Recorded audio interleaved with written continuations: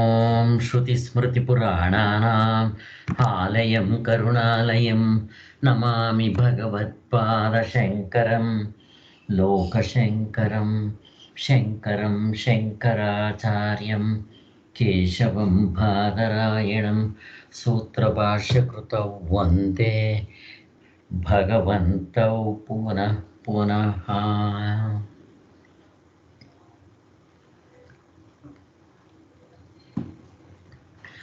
ಜೈ ಗುರುದೇವ್, ಜೈ ಶ್ರೀರಾಮ್. ನಾವು ಗುರುಗಳ ಒಂದು ಆಶೀರ್ವಾದದಿಂದ ಶ್ರೀ ಗೌಡಪಾದ ಹೃದಯ ನೋಡ್ತಾ ಇದ್ದೀವಿ. ಅದರಲ್ಲಿ 3ನೇ ಪ್ರಕರಣ ಅದ್ವೈತ ಪ್ರಕರಣ. ಅದರಲ್ಲಿ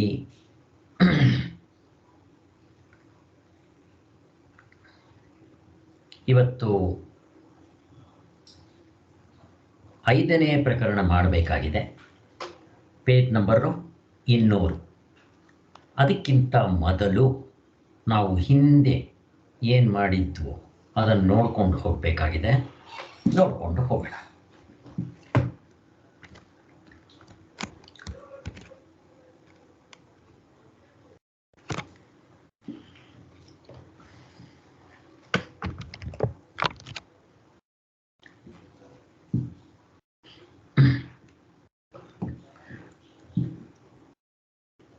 ನೂರ 97ನೇ ಪೇಜ್ನಲ್ಲಿ 6ನೇ ಮಂತ್ರ. ರೂಪಕಾರ್ಯ ಸಮಾಖ್ಯಾಶ್ಚ ಚಿದ್ಯಂತೆ ತತ್ರ ತತ್ರ ವೈ ಆಕಾಶಸ್ಯೇನ ನಭೋದಸ್ತಿ ತದ್ವಿಜ್ಜೀವೇಶು ನಿರ್ಣಯಃ ಅಂತ 6ನೇ ಮಂತ್ರ. ಇದು ಹಿಂದಿಂದು 4ನೇ ಎಪಿಸೋಡು. ಇಲ್ಲಿ ನಾಮರೂಪ ಕಾರ್ಯ ಅಲ್ವಾ? ನೀವು ಪ್ರಪಂಚದಲ್ಲಿ ಯಾವುದೇ ವಸ್ತು ತಗೊಂಡ್ರು ಈ ನಾಮರೂಪ ಕಾರ್ಯಗಳು ಬೇರೆ ಬೇರೆಯಾಗಿರುತ್ತೆ ವ್ಯವಹಾರದಲ್ಲಿ, ಅಲ್ವಾ? ಹಾಗೆ ಇವುಗಳು ಹೇಗೆ ಅಲ್ಲಲ್ಲಿ ಬೇರೆಯಾಗಿರುವೋ, ಆಕಾಶಕ್ಕೆ ಮಾತ್ರ ಹೇಗೆ ಭೇದವಿರುವುದಲ್ಲೋ ಅದರಂತೆ ಜೀವಗಳ ವಿಷಯದಲ್ಲಿಯೂ ನಿರ್ಣಯ. ಇಲ್ಲಿ ಏನಕ್ಕೆ ಹೇಳಕ್ ಹೋಗ್ತಾ ಇದ್ದಾರೆ ಅಂತಂದ್ರೆ, ಹೇಗೆ ಪ್ರಪಂಚದಲ್ಲಿ ಅವಸ್ಥೆ ಒಳಗಡೆ ಇರೋ 1/2 ಡಜನ್ ಅವೆಲ್ಲವೂ ಕೂಡ 3 ರೀತಿಯಾಗಿ ಹೇಳ್ಬೋದು. ನಾಮ, ರೂಪ, ಕ್ರಿಯಾ ಅಷ್ಟೇ, ಅಥವಾ ಕಾರ್ಯ, ಎಲ್ಲ ಒಂದೇ. ನೀವು ಯಾವುದೇ ವಸ್ತು ತಗೊಳ್ರಿ ಅದಕ್ಕೆ ಹೆಸರು ಇರಬೇಕು, ಮತ್ತು ಅದಕ್ಕೊಂದು ರೂಪ ಇರಬೇಕು, ಅದಕ್ಕೊಂದು ಕೆಲಸ, ನಾಮರೂಪ ಕ್ರಿಯಾ ಅಂತ ಹೇಳ್ತಾರೆ. ಇವುಗಳನ್ನ ಅವನ ಪ್ರಶ್ನೆ ಏನಿಲ್ಲಿ ಅಂತಂದ್ರೆ, ಅಲ್ಲ ಸ್ವಾಮಿ, ಆತ್ಮನು ಒಬ್ಬನೇ ಇರೋದು. ನಿಮ್ಮಲ್ಲಿ ನಮ್ಮಲ್ಲಿ ಅನೇಕ ಆತ್ಮರು ಹೇಳ್ತೀವಿ, ನೀವು ಒಪ್ತಾ ಇಲ್ಲ. ನಾವ್ಯಾಕೆ ಒಪ್ಪಲ್ಲ ಗೊತ್ತಾ? ಅನೇಕ ಆತ್ಮ ಒಬ್ಬನೇ ಅಂತ ಅನ್ನೋದು ನೋಡ್ರಿ, ಪ್ರಪಂಚದಲ್ಲಿ ನಾಮರೂಪ ಕ್ರಿಯೆಗಳು ಬೇರೆ ಬೇರೆ ಇದೆ. ನೀವಿದ್ದಂಗೆ, ನಿಮ್ಮ ಹೆಂಡತಿ ಇದ್ದಂಗೆ, ನಿಮ್ಮ ಮಕ್ಕಳಿದ್ದಂಗೆ, ಒಬ್ರಿದ್ದಂಗೆ ಒಬ್ಬರ ಹೆಸರುಗಳು ಬೇರೆ, ಆಕಾರ ಬೇರೆ, ಅವ್ರ ಕ್ರಿಯೆಗಳು ಬೇರೆ, ಅವ್ರ ಕೆಲಸ ಬೇರೆ. ನೋಡ್ರಿ, ನಿಮ್ಮ ಮನೆಯಲ್ಲಿ ಇಷ್ಟು ವ್ಯತ್ಯಾಸ ಇರುತ್ತೆ. ನಿಮ್ಮ ತಂದೆಗಾಗಿರೋ ಮಕ್ಕಳು 5 ಜನ ಇದ್ರೆ ಒಬ್ಬೊಬ್ರು ಅಂತಾರೆ, ಒಬ್ಬರ ಹೆಸರು ಬೇರೆ, ಅವ್ರ ರೂಪ ಬೇರೆ, ಅವ್ರ ಕ್ರಿಯೆಗಳು ಬೇರೆ, ಎಷ್ಟು ವ್ಯತ್ಯಾಸ ಇದೆ ನೋಡ್ರಿ. ಹಾಗೆ ನಿಮ್ಮ ಆಧ್ಯಾತ್ಮ, ಅದಕ್ಕೆ ಭೌತಿಕ, ಅದಿ ದೈವಿಕ ತಗೊಳ್ರಿ, ಎಲ್ಲ ಬೇರೆ ಬೇರೆ. ಆದ್ದರಿಂದ ನಾವೇನು ಹೇಳ್ತೀವಿ ಗೊತ್ತಾ? ಆತ್ಮನಲ್ಲಿ ಕೂಡ ಭೇದ ಇರುತ್ತೆ, ಅನೇಕ ಇರುತ್ತೆ, ಆವಾಗ ಹೊಂದುತ್ತೆ ಅಂತ ಅವನು ಹೇಳೋದು. ಆತ್ಮನೆಲ್ಲ ಅನೇಕತ್ವ ಇದೆಯಾ? ಇಲ್ಲ. ಸೊ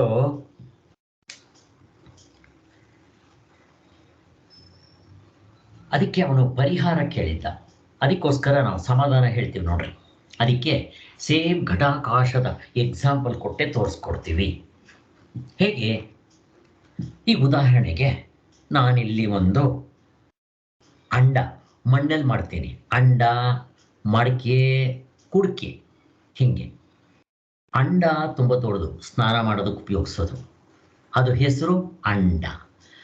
ಅದರ ರೂಪ ತುಂಬ ದೊಡ್ಡದು, 10 ಜನ ಸ್ನಾನ ಮಾಡ್ಬೋದು. ರೂಪ ದೊಡ್ಡದು, ಮತ್ತು ಕ್ರಿಯೆ ಸ್ನಾನ ಮಾಡೋದಕ್ಕೆ ಉಪಯೋಗಿಸೋದು. ಹೇಗಿದೆ ನೋಡ್ರಿ. ಅದೇ ರೀತಿ ಕುಂಡ ಅಥವಾ ಮಡಕೆ, ನಾವು ನೀರಿಂದ ಕೆರೆಯಿಂದ ಬಾವಿಯಿಂದ ನೀರು ಎತ್ಕೊಂಡ್ಬರೋದಕ್ಕೋ ಬಾವಿಯಿಂದ ಸೇರೋದಕ್ಕೋ ಉಪಯೋಗಿಸ್ತೀವಿ. ಅದು ಚಿಕ್ಕದು. ಈಗ ಅದು ಆಕಾರ ಚಿಕ್ಕದು, ಹೆಸರು ಬೇರೆ, ಮತ್ತು ಅದರ ಕೆಲಸ ಬೇರೆ. ಬಾವಿಯಿಂದ ನೀರು ಸೇರೋದಕ್ಕೋ ಎತ್ಕೊಂಬರೋದಕ್ಕೋ ಉಪಯೋಗಿಸ್ತೀವಿ. ಈಗ ಮಡಕೆ ಅಥವಾ ಕುಡಿಕೆ, ಅದು ಚಿಕ್ಕದು, ಲೋಟ ಇದ್ದಂಗೆ ಇರುತ್ತೆ. ಈಗ ಅದರಲ್ಲಿ ನೀರು ಹಾಕ್ತೀನಿ, ಕುಡಿತೀನಿ. ಎಷ್ಟು ವ್ಯತ್ಯಾಸ ಆಯ್ತು ನೋಡ್ರಿ. ನಾಮಗಳು ಬೇರೆ, ರೂಪಗಳು ಬೇರೆ, ಅದರ ಆಕಾರ ಬೇರೆ, ಮತ್ತು ಅದರ ಕೆಪಾಸಿಟಿಗಳು ಬೇರೆ, ಮತ್ತು ಅದರ ಕ್ರಿಯೆ ಬೇರೆ. ಈಗ ನೋಡ್ರಿ, ರೂಮು ಅಂತೀನಿ, ರೂಮಿನ ಆಕಾಶ ಅಂತೀನಿ. ಆ ರೂಮು ಕೂಡ ಬೇರೆ ಬೇರೆ, ಕರೆಕ್ಟ್ ತಾನೆ? ಈಗ ರೂಮ್ನಲ್ಲಿ ಅದಕ್ಕೂ ರೂಮ್ ನೋಡ್ರಿ, ಹೆಸರು ಬೇರೆ, ಅದು ತುಂಬ ಸ್ಪೇಸ್ ಆಗಿರುತ್ತೆ. 10 ಜನ 15 ಜನ ಮಲ್ಕೋಬಹುದು, 10 ಜನ 5 ಜನ 6 ಜನ ಮಲ್ಕೋಬಹುದು 10x10ನಲ್ಲಿ. ಈಗ ಇವುಗಳಲ್ಲಿ ನಾನು ಆಕಾಶ ಇಡ್ತೇನೆ ಅಂತ ಇಟ್ಕೊಳ್ರಿ, ನೀರಿಟ್ಬಿಟ್ಟು ಮೇಲೆ ನೋಡ್ತೀರಿ, ಅದ ಮೇಲಲ್ಲ, ಆ ನೀರಿನಲ್ಲಿ ನೋಡ್ತೀರಿ. ಈಗ ನಾನೇನು ಹೇಳ್ತೀನಿ, ಘಟಾಕಾಶ, ಕುಂಡ, ಇದು ಏನು ಇದು ಸ್ನಾನ ಮಾಡೋಕ್ಕೆ ಉಪಯೋಗಿಸ್ತೀವಲ್ಲ, ಅಂಡಾಕಾಶ, ಘಟಾಕಾಶ, ಮತ್ತು ಮಡಕೆ ಆಕಾಶ, ಮತ್ತು ರೂಮ್ ಆಕಾಶ. ಹಾಗೆ ನೋಡಿದಾಗ ಆಕಾಶ ಅದರಲ್ಲಿ ದೊಡ್ಡದ್ರಲ್ಲಿ ದೊಡ್ಡದಾಗಿ ಕಾಣುತ್ತೆ, ಚಿಕ್ಕದ್ರಲ್ಲಿ ಚಿಕ್ಕದಾಗಿ ಕಾಣುತ್ತೆ, ಇದರಲ್ಲಿ ಇದಾಗಿ ಕಾಣುತ್ತೆ. ಹಾಗೇ ಆಕಾಶದಲ್ಲಿ ಏನಾದರೂ ನಾಮರೂಪ ಕ್ರಿಯೆಗಳು ಇದೆಯಾ ಮಹಾಕಾಶದಲ್ಲಿ? ಮೇಲ್ಗಡೆ ಇಲ್ಲ.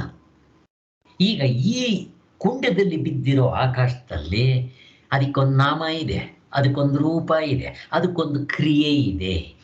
ಹಾಗೆಯೇ ಆತ್ಮನು ಒಬ್ಬನೇ ಆದರೂ ಹೇಗೆ ಆಕಾಶ ಒಂದೇ ಆಗಿದೆಯೋ ಹಾಗೆ ಆತ್ಮನು ಒಬ್ಬನೇ. ಆದರೆ ಅದರ ವ್ಯವಹಾರದಲ್ಲಿ ಅದಕ್ಕೆ ನಾಮ ಬೇರೆ, ರೂಪ ಬೇರೆ, ಕ್ರಿಯೆ ಬೇರೆ ಅಂತ ಹೇಳ್ತಾ ಇದ್ದಾರೆ. ಎಷ್ಟು ಚೆನ್ನಾಗಿ ಅರ್ಥ ಆಗುತ್ತೆ ನೋಡ್ರಿ. ಇಷ್ಟು ನಮ್ಗೆ ಅರ್ಥ ಆಯಿತು. ಈ ಕೆಲವರು ವಾದಿಗಳು ಏನು ಮಾಡ್ತಾರೆ ಅಂತಂದರೆ, ಜೀವರುಗಳ ವಿಷಯಕ್ಕೆ ಮಾಡಿರುವ ತಪ್ಪು ಕಲ್ಪನೆಗಳು, ವ್ಯವಹಾರದಲ್ಲಿ ಜೀವರುಗಳು ಅಂತೀವಲ್ಲ, ಅದು ಏನು ಮಾಡ್ತಾರೆ ಅವರು ಈ ಪರಮಾತ್ಮನೇ ವಿಕಾರವಾಗಿ ಜೀವನ ಆಗ್ತಾನೆ ಅಂತ ಹೇಳೋದು ಕೆಲವರು, ಒಬ್ರು. ಇನ್ನು ಕೆಲವರು ಅದು ಅಂಶ, ಪರಮಾತ್ಮ ಅಂತ ಅನ್ನೋದು ತುಂಬ ಬೆಂಕದ ಕಿಡಿ, ಇದು ಅವನ ಕಿಡಿಗಳು, ಅದು ಬೆಂಕಿ, ಇದು ಕಿಡಿಗಳು, ಇಲ್ಲಿ ಜೀವ, ಹೀಗಳವರು ಅಂಶ ಅಂಶಿ ಅಂತ ಹೇಳೋರು. ಅಥವಾ ಬೆಂಕಿ ಅದು ಆತ್ಮ, ಇದು ಕಿಡಿ, ಹಿಂಗೆ ಹೇಳ್ತಾರೆ. ಮತ್ತೆ ಪರಮಾತ್ಮನಿಗೆ ಮೂರನೇವರು ಜೀವರುಗಳು ಪ್ರಕಾರಿ ಭಾವದಿಂದ ಕಲ್ಪಿತವಾಗಿರ್ತಾರೆ ಅಂತ, ದ್ರವ್ಯ ಗುಣ ಈಗ ಹೇಳ್ತಾರೆ ಅವರು. ಇದು ಹೊಂದೋದಿಲ್ಲ.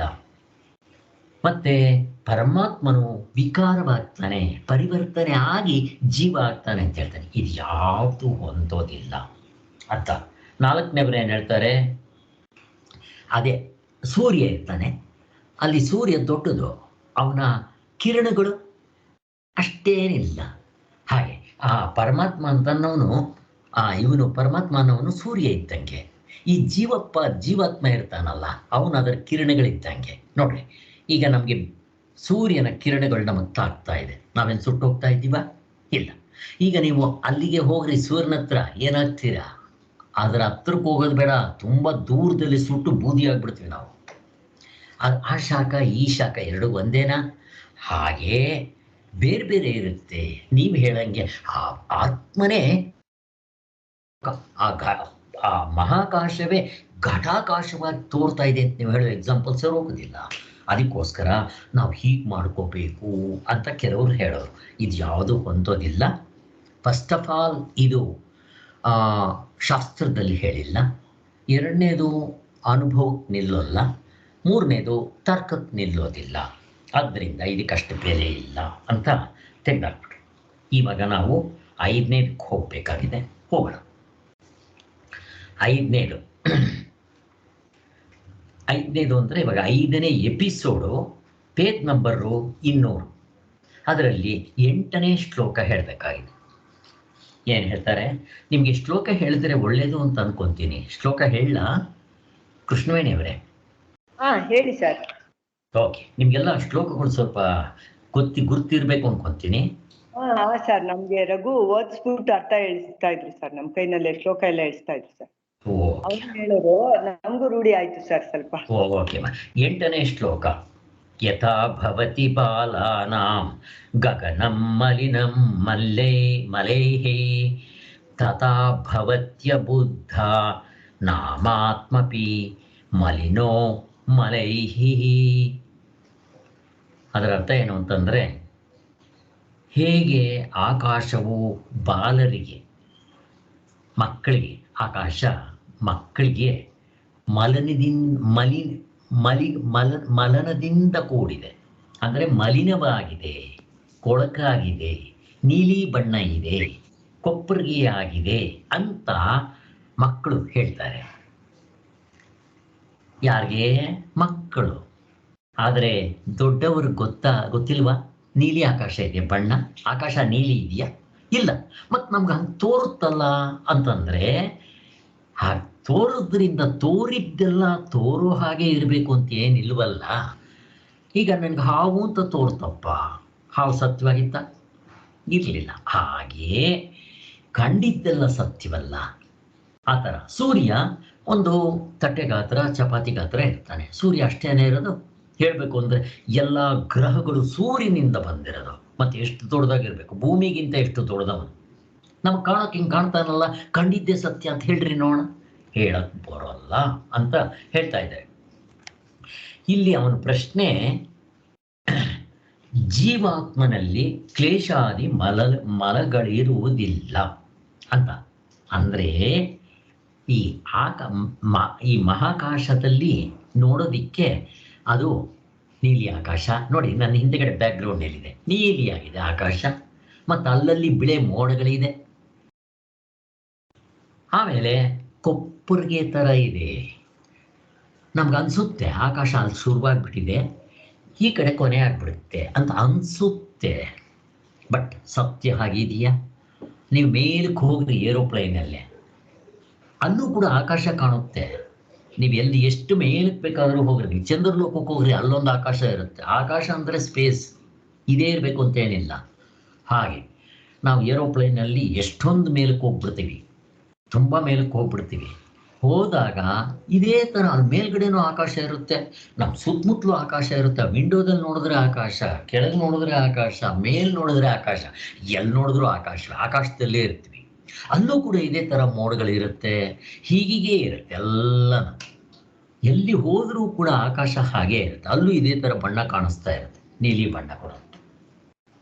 ಹಾಗೆ ಆದ್ದರಿಂದ ಅದು ಆಕಾಶ ನಿಜವಾಗ್ಲೂ ಮಲಿನವಾಗಿದೆಯಾ, ಗಲೀಜಾಗಿದೆಯಾ, ಕೊಪ್ಪರಿಗೆ ಥರ ಇದೆಯಾ? ಇಲ್ಲ. ಹಾಗೆ ಈ ಶರೀರಾದಿಗಳು ಇಲ್ಲಿ ಎಷ್ಟೊಂದು ಹೆಚ್ಚು ಕಡಿಮೆ ಇರುತ್ತೆ ನೋಡ್ರಿ. ಕರ್ಮಫಲಗಳು ಇಲ್ಲಿ, ನಾಮರೂಪಗಳು ಬೇರೆ, ಕ್ರಿಯೆಗಳು ಬೇರೆ. ಪಾಪ ಮಾಡೋನೊಬ್ಬ, ಪುಣ್ಯ ಮಾಡೋನೊಬ್ಬ, ಮುಕ್ತನಾದವನೊಬ್ಬ, ಮುಕ್ತನಾಗದೇ ಇರೋನೊಬ್ಬ, ಹೀಗೆಲ್ಲ ತರಾವರಿ ಜನ ಇರ್ತಾರೆ. ಕಳ್ಳರು, ಕೊಲೆಗಾರರು, ಒಳ್ಳೆಯವರು, ಎಲ್ಲ ಥರ ಇರ್ತಾರೆ.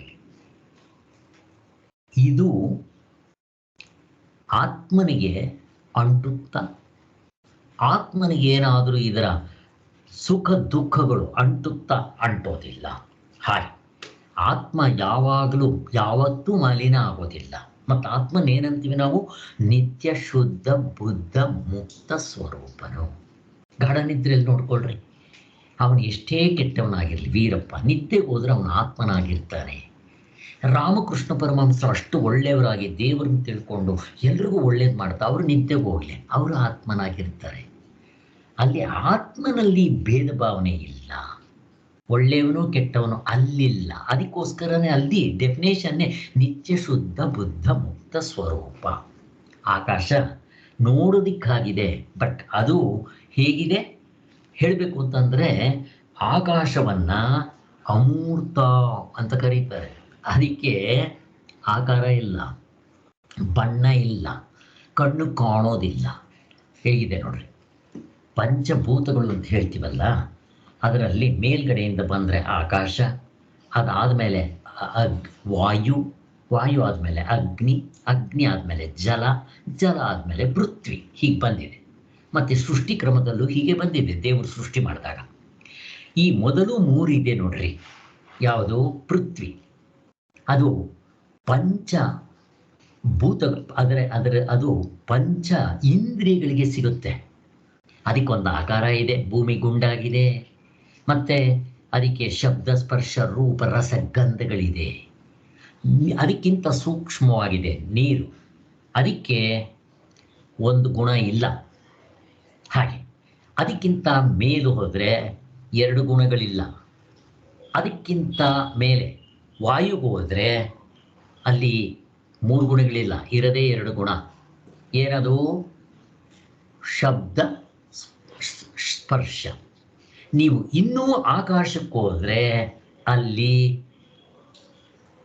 ಶಬ್ದ ಮಾತ್ರ ಇರೋದು. ಅದಕ್ಕೋಸ್ಕರನೇ ಮೇಲ್ಗಡೆಯಿಂದ ಬಂದರೆ ಶಬ್ದ, ಕೆಳಗಡೆಗೆ ಅಗ್ನಿಗೆ ಬಂದರೆ ಶಬ್ದ ಸ್ಪರ್ಶ ರೂಪ, ಶಬ್ದ ಸ್ಪರ್ಶ 2.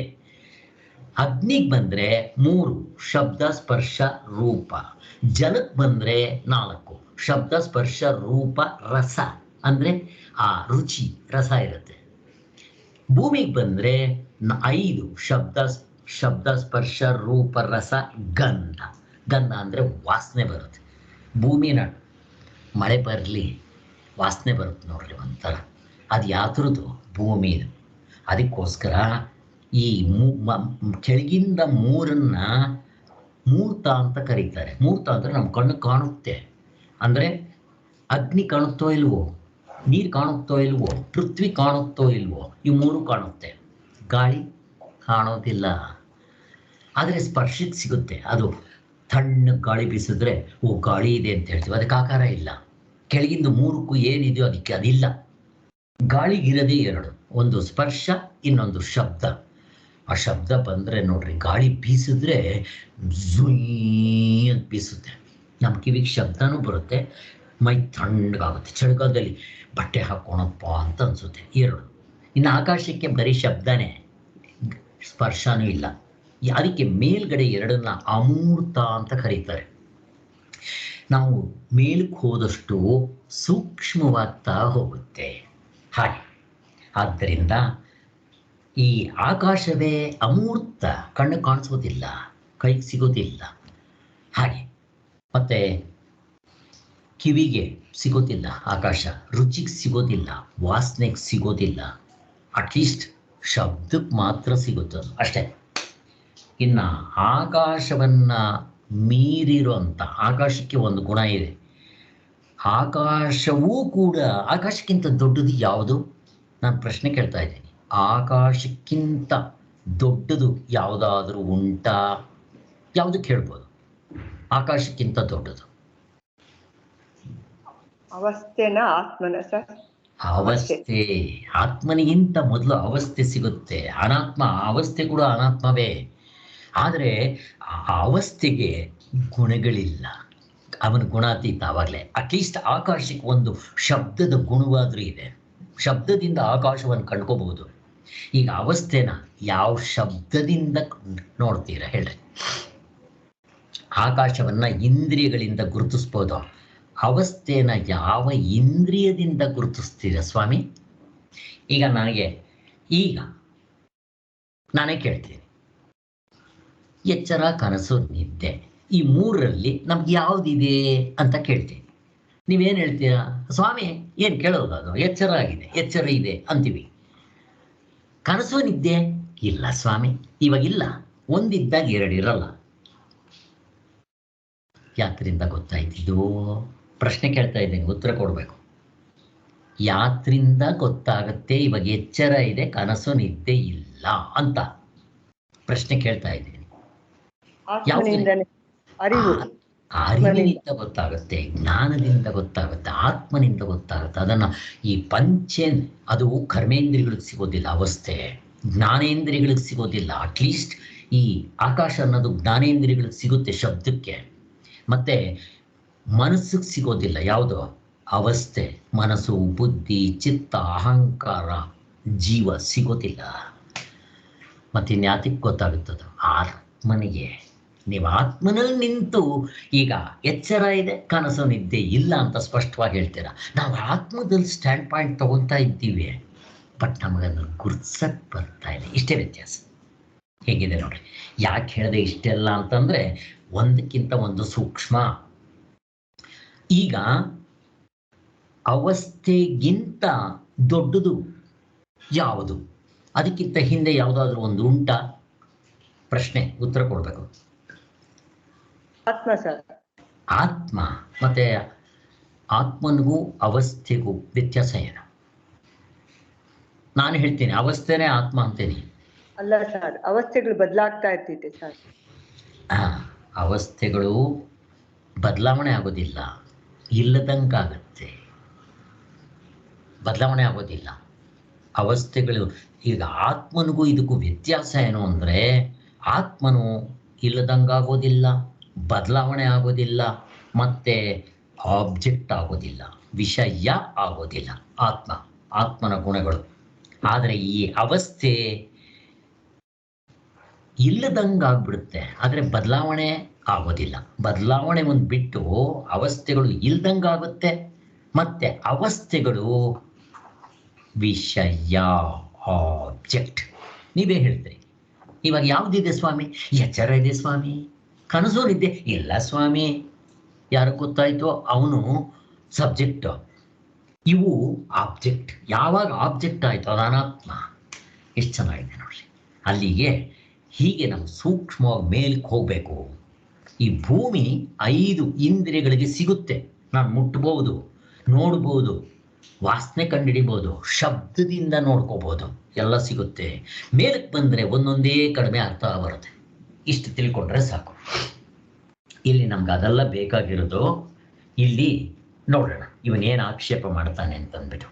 ಅವನು ಹೇಳೋದು, ಆಕಾಶ ನಾವು ನೋಡಿದ ತಕ್ಷಣ ಮಕ್ಕಳು ನೀಲಿಯಾಗಿದೆ, ಕೊಪ್ಪಳಗಿ ಆಗಿದೆ ಅಂತ ಅನ್ಕೊತಾರೆ. ಹಾಗೆಯೇ ಈ ಕೆಲವರು ಮಕ್ಕಳು ಅಥವಾ ಗೊತ್ತಿಲ್ಲದೆ ಇರೋರು, ಅವಿದ್ಯಾ ದೃಷ್ಟಿಯಿಂದ ಅಜ್ಞಾನಿಗಳು ಆತ್ಮನಿಗೆ ಹೀಗೆಲ್ಲ ಮೆತ್ಕೊಂಡಿದೆ ಅಂತ ಅನ್ಕೊತಾರೆ. ನಿಜವಾಗ್ಲೂ ಆತ್ಮನಿಗೆ ಯಾವ ಕೊಳಕು ಇಲ್ಲ, ಅವನು ನಿತ್ಯ ಶುದ್ಧ ಬುದ್ಧ ಮುಕ್ತ ಸ್ವರೂಪನು ಅಂತಾರೆ. ಇಲ್ಲಿ ನೋಡೋಣ, ಜೀವಾತ್ಮನಲ್ಲಿ ಕ್ಲೇಶಾದಿ ಮಲಗಳಿರುವುದಿಲ್ಲ. ಇಲ್ಲಿ ಜೀವಾತ್ಮ ಅಂದರೆ ಯಾರು? ಆತ್ಮ, ಜೀವಾತ್ಮ ಒಂದು ತಿಳ್ಕೊಬೇಕು ಚೆನ್ನಾಗಿ. ಇಲ್ಲಿ ಜೀವಾತ್ಮನನ್ನೇ ಆತ್ಮ ಅಂತ ಕರೀತಾ ಇದ್ದಾರೆ. ಸ್ವಲ್ಪ ಹುಷಾರಾಗಿರ್ಬೇಕು. ಇಲ್ಲಿವರೆಗೂ ನಾವೇನು ಹೇಳ್ತಾ ಇದ್ವಿ? ಆತ್ಮನು ಆತ್ಮ ನಿರಾಕಾರ ಸ್ವರೂಪ, ನಿತ್ಯ ಶುದ್ಧ ಬುದ್ಧ ಮುಕ್ತ ಸ್ವರೂಪ. ಜೀವ, ಅವನ ಜೀವಾತ್ಮನು, ಅವನಿಗೆ ಅಹಂಕಾರ ಇದೆ, ಹೀಗೆಲ್ಲ ಹೇಳ್ತಾ ಇದ್ವಿ. ಇವಾಗ ಇನ್ನೊಂದು ಮೆಟ್ಲು ಮೇಲಕ್ಕೆ ಹೋಗಬೇಕು. ಈ ಜೀವಾತ್ಮನೂ ಕೂಡ ಆತ್ಮನೇ.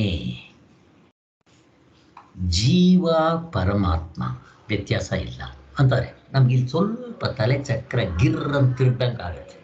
ಏನು ಕಷ್ಟ ಏನಿಲ್ಲ. ಹೇಗೆ? ಒಂದು ಎಕ್ಸಾಂಪಲ್ ಹೇಳ್ತೀನಿ ನೋಡ್ರಿ. ಆ ಮೇಕೆ ಕುರಿ ನಿಜವಾದ ಹುಲಿ ಮೇಕೆ ಅಂತ ಅಂದುಕೊಂಡಿತ್ತು. ಅದು ಗೊತ್ತಾಯ್ತು ಆಮೇಲೆ, ನಾನು ಮೇಕೆ ಅಲ್ಲ ಹುಲಿ ಅಂತ. ಈಗ ಹೇಳಿ ಸ್ವಾಮಿ, ಇವೆರಡಕ್ಕೂ ವ್ಯತ್ಯಾಸ ಏನಿದೆ ಸ್ವಾಮಿ? ಅದು ಮೇಕೆ ಅಂತ ತಿಳ್ಕೊಂಡಾಗಲೂ ಹುಲಿಯೇ. ಈಗ ಅದಕ್ಕೆ ಹುಲಿ ಅಂತ ಗೊತ್ತಾದ ಮೇಲೂ ಹುಲಿಯೇ.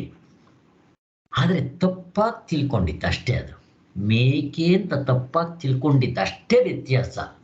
ಹಾಗೆ ಪರಮಾತ್ಮ, ಜೀವಾತ್ಮ ಎರಡು ಒಂದೇ. ನನಗೆ ಗೊತ್ತಿಲ್ಲದಿದ್ದಾಗ ಪರಮಾತ್ಮನನ್ನೇ ಜೀವಾತ್ಮ ಅಂತೀನಿ. ಇಲ್ಲಿ ಜೀವಾತ್ಮನನ್ನೇ ಪರಮಾರ್ಥ ದೃಷ್ಟಿಯಿಂದ ಪರಮಾರ್ಥ ಅಂತಾರೆ, ವ್ಯವಹಾರದ ದೃಷ್ಟಿಯಿಂದ ಅವನ ಜೀವಾತ್ಮ ಅಂತ ಕರೀತಾರೆ. ಬಟ್ ಈ ವ್ಯವಹಾರದಲ್ಲಿ ಇನ್ನೊಂದು ಹುಷಾರಾಗಿ ತಿಳ್ಕೋಬೇಕು. ಇಲ್ಲಿ ಜೀವ ಅಂತಂದಿದ ತಕ್ಷಣ ಪ್ರಾಣಧಾರಣೆ ಮಾಡಿರುವವನಿಗೆ ಜೀವ ಅಂತ ಕರೀತಾರೆ.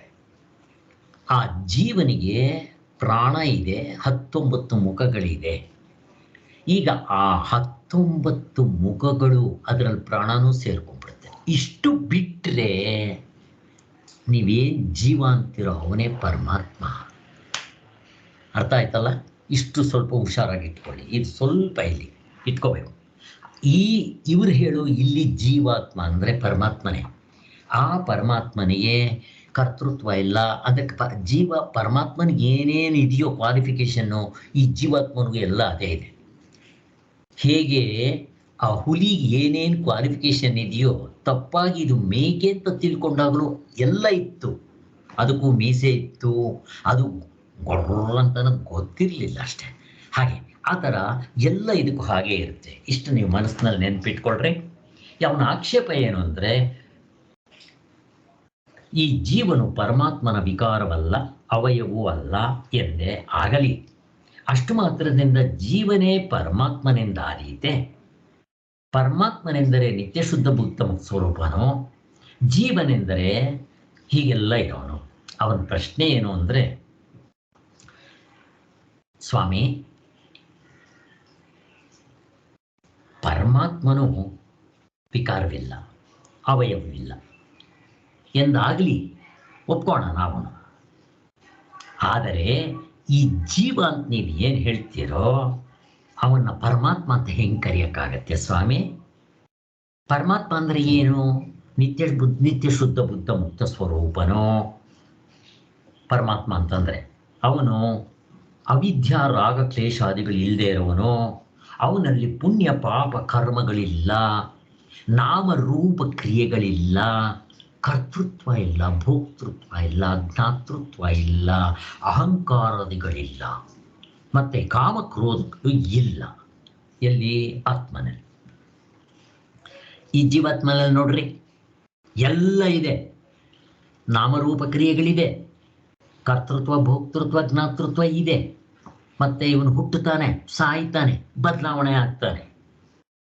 ಮತ್ತೆ ಇವನಲ್ಲಿ ಅವಯವಗಳಿದೆ, ವಿಕಾರವಾಗ್ತಾನೆ. ಅವಯವಗಳು ಅಂತಂದರೆ 19 ಮುಖಗಳು, ಅಂಗಾಂಗಗಳು ಇದೆ. ವಿಕಾರವಾಗ್ತಾನೆ ಇವನು. ಹುಟ್ಟದಾಗ 2.5 kg ಮತ್ತು 3 ಅಡಿ ಇದ್ದಾನೆ. 3 ಅಡಿಯಲ್ಲಿರ್ತಾನೆ, 1.5 ಅಡಿ 2 ಅಡಿ. ಈಗ ಅವನು ಎಷ್ಟು ಬೆಳೆದಿದ್ದಾನೆ? ಆದ್ದರಿಂದ ಇಲ್ಲಿ ವಿಕಾರವಾಗ್ತಾ ಇದ್ದಾನೆ, ಅವಯವಗಳಿದೆ. ಇಷ್ಟು ಬದಲಾವಣೆ ಇರೋದ್ರಿಂದ ಆತ್ಮನ್ನೇ ಜೀವ ಅಂತ ಕರೀತಿರಲ್ಲ ಸ್ವಾಮಿ, ನ್ಯಾಯನ ಸರಿಯಾ ಅಂತ ಅವನು ಕೇಳ್ತಾ ಇದ್ದಾನೆ. ನಿಮ್ಗೆ ಅರ್ಥ ಆಯ್ತಾ? ಇಲ್ಲಿ ನಾವು ತಿಳ್ಕೊಬೇಕಾಗಿರೋದೇನು? ಕರೆಕ್ಟ್, ಅವನು ಹೇಳ್ದೆಲ್ಲ ಕರೆಕ್ಟ್ ಆಗಿದೆ. ಹಾಗಾದರೆ ನಾವು ಹೇಳ್ತಾ ಇರೋ ಜೀವ ಅಂತಂದರೆ ಯಾವುದು? ಇವನು ಹೇಳೋದು ಜೀವ ಯಾವುದು? ಇವೆರಡಕ್ಕೂ ವ್ಯತ್ಯಾಸ ಯಾವುದು? ನಾವು ಹೇಳೋದಕ್ಕೂ ಅವನು ಹೇಳೋದಕ್ಕೂ ಯಾರಿಗಾದ್ರೂ ಗೊತ್ತಾಯ್ತಾ?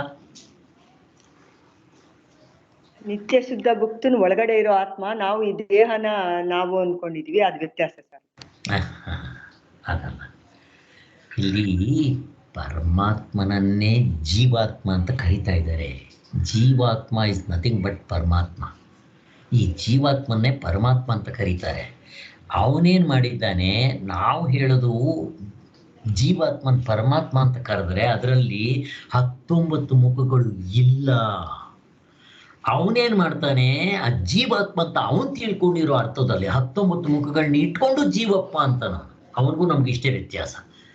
ಅವನು ಜೀವಪ್ಪ ಅಂತ, ನಾವು ಜೀವಪ್ಪ ಅಂತೀವಿ. ಅವನು 19 ಮುಖಗಳನ್ನ ಸೇರಿಸ್ಕೊಂತಾನೆ, ನಾವು 19 ಮುಖಗಳನ್ನ ಬಿಟ್ಟಿದ್ದೀವಿ. ಹೇಗೆ ಮಕ್ಕಳು ಆಕಾಶ ಅಂದಿದ ತಕ್ಷಣ ಅದರ ಬಣ್ಣ, ಅದರ ಕೊಪ್ಪರಿಗೆ ಸೇರಿಸ್ಕೊಂಡು ಆಕಾಶ ಅಂತಾರೋ, ಅದಿಲ್ಲ. ಹಾಗೆ ನಾವು ಹೇಳೋ ಜೀವ ಅಂತಂದರೆ ಪರಮಾತ್ಮನೇ ಜೀವನಾಗಿದ್ದಾನೆ ಅಂತ ಹೇಳಿದಾಗ ಇವನಲ್ಲಿ 19 ಮುಖಗಳಿಲ್ಲ, ಹೆಸರು ಮಾತ್ರ ಜೀವ ಅಂತಿದೆ ಅಷ್ಟೇ. ಅರ್ಥ ಆಗಿರ್ಬೇಕು ನಿಮಗೆ. ಇದು ಅಷ್ಟೇ, ಅಷ್ಟು ತಿಳ್ಕೊಂಡ್ರೆ ಸಾಕು.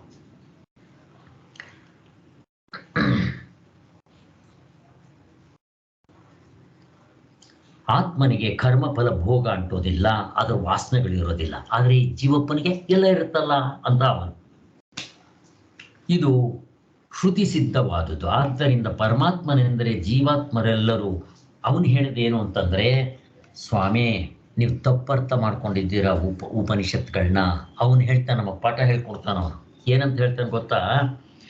ಪರಮಾತ್ಮನೆಂದರೆ ಜೀವಾತ್ಮರುಗಳೆಲ್ಲರೂ ಉಪಾಸನೆ ಮಾಡಿ ಕೃತಾರ್ಥರಾಗಬೇಕು ಅಂತ ಹೇಳಿದೆ ಅಷ್ಟೇ. ಇಲ್ಲಿ ಆ ಉಪಾಸನೆ ಮಾಡೋದಕ್ಕೋಸ್ಕರ ಹಾಗೆ ಹೇಳಿದೆ. ಮತ್ತು ನೀವೇನು ಮಾಡಬೇಕು? ಪರಮಾತ್ಮನ ಉಪಾಸನೆ ಮಾಡಬೇಕು. ಉಪಾಸನೆ ಅಂದ್ರೆ ಏನು? ಕರ್ತೃತಂತ್ರವ ಸಾಧನೆ, ಭಾವನೆ ಮಾಡಬೇಕು. ನೀವು ಭಾವನೆ ಮಾಡೋದ್ರಿಂದ ನೀವು ಆ ಭಾವನೆ ಮಾಡಬೇಕು. ಅಲ್ಲಿ ಲೋಕಕ್ಕೆ ಹೋಗ್ತೀರಾ, ಅಲ್ಲಿ ಏನಾಗುತ್ತೆ ನಿಮಗೆ, ಅಲ್ಲಿ ಹೋಗ್ತೀರಾ. ಆದ್ದರಿಂದ ಶಾಸ್ತ್ರದಲ್ಲಿ ಇವುಗಳನ್ನೆಲ್ಲ ಹೇಳಿರೋದು ಅಕ್ಷರಾರ್ಥವನ್ನು ತತ್ವವೆಂದು ಹಂಗಂಗೆ ತಗೋಬಾರ್ದು, ಅಲ್ಲಿ ಹೇಳಿರೋ ಹಂಗೆ ತಗೋಬಾರ್ದು ಅಂತ ಅವನು ಹೇಳ್ತಾನೆ. ಮತ್ತೆ ಹೆಂಗೆ ತಗೋಬೇಕು? ಉಪಾಸನೆಯನ್ನು ಹೊಗಳೋದಕ್ಕೋಸ್ಕರ ಬಂದಿರೋ ವಾಕ್ಯಗಳು ಅಂತ ಹೇಳಬೇಕು, ಅದೇ ಸರಿಯಾಗಿರೋ ಅರ್ಥ ಅಂತ ಅವನು ಹೇಳ್ತಾನೆ, ಹೊಂದೋದಿಲ್ಲ. ಆದ್ದರಿಂದ ಪರಮಾತ್ಮನೆಂದರೆ ಜೀವಾತ್ಮರುಗಳೆಲ್ಲರೂ ಉಪಾಸನೆ ಮಾಡಿ ಕೃತಾರ್ಥರೇಗಬೇಕಾಗಿರುವುದರಿಂದ ಪರಮೇಶ್ವರನೆಂಬುದೇ ಸರಿ ಅಂತ ಹೇಳಿ, ಕೆಲವು ಶ್ರುತಿಗಳಲ್ಲಿ ಪರಮಾತ್ಮನೇ ಎಲ್ಲರಿಗೂ ಆತ್ಮನೆಂದು ಹೇಳಿರುವುದುಂಟು. ಶ್ರುತಿಗಳಲ್ಲಿ ಹೇಳಿದೆ, ಎಲ್ಲರಿಗೂ ಪರಮಾತ್ಮನೇ ಆತ್ಮನು ಅಂತ ಹೇಳಿದೆ. ಹೇಳಿದ ತಕ್ಷಣ ಹಂಗೆ ತಗೋಬಾರ್ದು ನೀವು. ಮತ್ತೇನು ತಗೋಬೇಕು? ಅಕ್ಷರಾರ್ಥವನ್ನೇ ತತ್ವ ಅಂತ ತಗೊಳಕ್ ಹೋಗ್ಬಾರ್ದು. ಮತ್ತೇನು ಮಾಡಬೇಕು?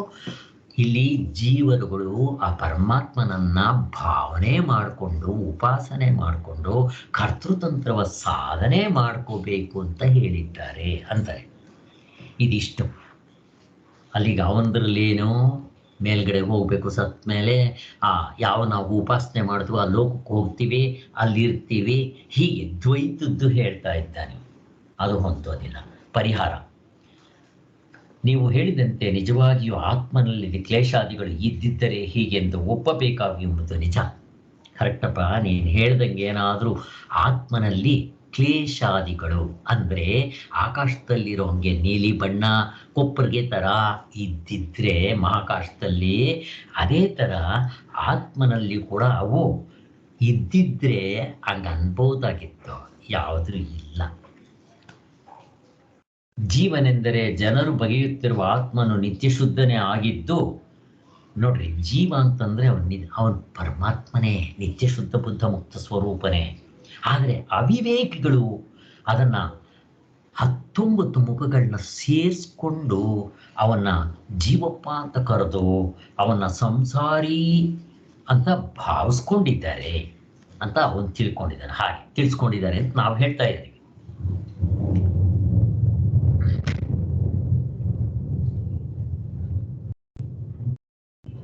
ಆದ್ದರಿಂದ ಜೀವನಿಗೆ ಈ ಕ್ಲೇಶಾದಿಗಳುಂಟು, ಅವಿದ್ಯಾಕೃತವೇ ಹೊರತು ಪರಮಾರ್ಥವಲ್ಲ. ನೀವು ಜೀವನ ಮೇಲೆ ಎಷ್ಟೊಂದು ಒರೆಸಿದ್ರಲ್ಲ, ಅದು ಅವಿದ್ಯೆಯಿಂದ, ಆತ್ಮನ್ನ ತಿಳ್ಕೊಳ್ಳದೆ ಇರೋದ್ರಿಂದ ಮಾಡಿರೋದು. ಹೇಗೆ ಆಕಾಶದಲ್ಲಿ ನೀಲಿಯಾಗಿದೆ, ಕೊಪ್ಪರಿಗೆಯಾಗಿದೆ ಅಂತ ಗೊತ್ತಿಲ್ಲದೆ ಇರೋರು ಬಾಲರು, ಚಿಕ್ಕ ಮಕ್ಕಳು ಹೇಳ್ತಾರೋ, ಹಾಗೆಯೇ ಆತ್ಮನ್ನ ಕಂಡ್ಕೊಳ್ಳದೆ ಇರೋರು, ಈ ಚಿಕ್ಕ ಮಕ್ಕಳ ಥರ ಇರೋರು, ವ್ಯವಹಾರದಲ್ಲಿರೋರು, ಅವರು ಪರಮಾತ್ಮನಿಗೆ ಅಷ್ಟು ಏನು ಗುಣಗಳಿಲ್ಲ, ಇವನಿಗೆ ಇಷ್ಟು ಗುಣಗಳಿದೆ ಅಂದರೆ ಒಪ್ಪಲ್ವಲ್ಲ ಅಂತ ಹೇಳ್ತಾರಲ್ಲ, ಹಾಗೆ ನೀವು ತಪ್ಪು ತಿಳ್ಕೊಂಡಿದ್ದೀರಾ ಅಂತ ಹೇಳ್ತಾರೆ. ಹಾಗೆ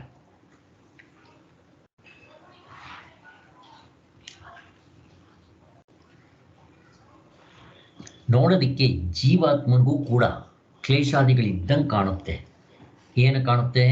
ಕರ್ತೃತ್ವ, ಭೋಕ್ತೃತ್ವ, ಜ್ಞಾತೃತ್ವ, ಹಾವಿಗೆ ವಿಷ ಇದ್ದಂತೆ ಕಾಣುತ್ತೆ. ನಿಜವಾಗ್ಲೂ ಹಾವೇ ಇಲ್ಲ ಅಲ್ಲಿ. ಹಾಗೆ ಈ 19 ಮುಖಗಳು ತೆಗೆದುಬಿಟ್ರೆ ಅವನೇ ಪರಮಾತ್ಮ. ಈಗ ಒಡವೆ ಇದೆಯಪ್ಪ, ಒಡವೆನಲ್ಲಿ ಚಿನ್ನ ಇದೆಯೋ ಇಲ್ವೋ? ನಾನು ಪ್ರಶ್ನೆ ಕೇಳ್ತಾ ಇದ್ದೀನಿ, ಉತ್ತರ ಕೊಡ್ಬೇಕು. ಒಡವೆಗಳಲ್ಲಿ ಚಿನ್ನ ಇದೆ, ಒಡವೆ ಮಾಡಕ್ಕಾಗೋದು ಸರ್?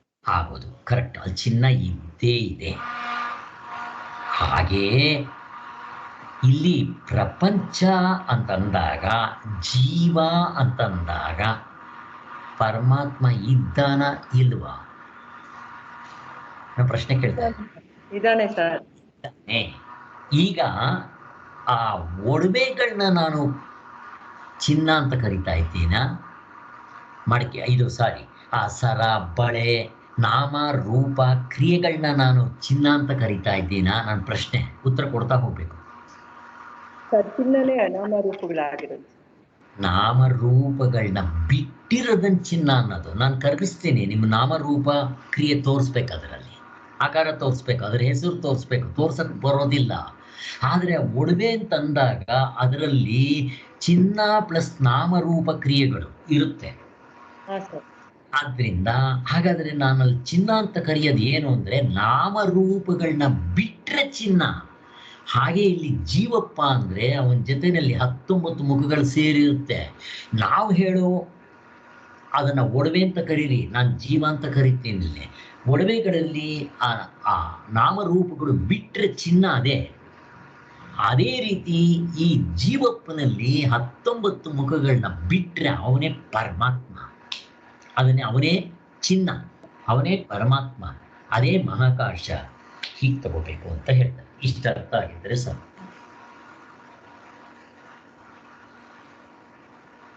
ಆದ್ದರಿಂದ ಈ ಜೀವನಿಗೆ ಕ್ಲೇಶಾದಿಗಳುಂಟು ಹೇಳೋದು ಅಂದ್ರೆ ಈ ಜೀವನಿಗೆ ಹುಟ್ಟುತ್ತಾನೆ, ಬದಲಾವಣೆ ಆಗ್ತಾನೆ, ಸಾಯ್ತಾನೆ, ಇವೆಲ್ಲ ಆ ಶರೀರಕ್ಕೆ ಸಂಬಂಧಪಟ್ಟಿರೋದು, ಆತ್ಮಂಗಲ್ಲ. ಅದಕ್ಕೋಸ್ಕರ ಇವೆಲ್ಲ ಅವಿದ್ಯಾ ದೃಷ್ಟಿಯಿಂದ ಅಂತ ಹೇಳ್ತಾರೆ. ಹೇಗೆ ಆಕಾಶವು ನೀಲಿ ಬಣ್ಣವಾಗಿದೆ, ವ್ಯವಹಾರ ದೃಷ್ಟಿಯಿಂದ ತೋರಿದರೂ ಅದಕ್ಕೆ ಆಕಾಶ ನೀಲಿ ಬಣ್ಣವಾಗಿದೆ, ಕೊಪ್ಪರಿಗೆ ತರ ಇದೆ ಅಂತ ವ್ಯವಹಾರದಲ್ಲಿ ತೋರ್ತಾ ಇದೆ, ಮಕ್ಕಳ ತರ, ಮಕ್ಕಳಿಗೆ ನೋಡಿದವರಿಗೆ. ಆದರೆ ದೊಡ್ಡವರಿಗೆ, ವಿವೇಕಿಗಳಿಗೆ, ಅದ್ರ ವಿಚಾರ ಗೊತ್ತಿರೋವರಿಗೆ ಸುಮ್ಮನೆ ಹಂಗೆ ತೋರ್ತಾ ಇದೆ, ಅವಿದ್ಯಾ ದೃಷ್ಟಿ, ತಪ್ಪು ದೃಷ್ಟಿ, ನಿಜವಾಗ್ಲೂ ಹಂಗಿಲ್ಲ ಅಂತ ಗೊತ್ತಾಗುತ್ತಲ್ಲ. ಆದ್ದರಿಂದ ಅದಕ್ಕೆ ಯಾವ ಬಣ್ಣವೂ ಇಲ್ಲ, ಯಾವ ಆಕಾರವೂ ಇಲ್ಲ, ಯಾವ ಅದಕ್ಕೆ ಅವಯವಗಳಿಲ್ಲ, ಮತ್ತೆ ಅದಕ್ಕೆ ಬದಲಾವಣೆ ಇಲ್ಲ ಅಂತ ಹೇಳ್ತಾರೆ. ಹಾಗೆಯೇ ಆತ್ಮನ ನಿಜವನ್ನ ಗೊತ್ತಿರೋರಿಗೆ ಅವನಿಗೆ ಸಂಸಾರ ಧರ್ಮಗಳು ಉಂಟು ಅಂತ ಹೇಳೋದು ನಂಬೋದಕ್ಕಾಗೋದಿಲ್ಲ.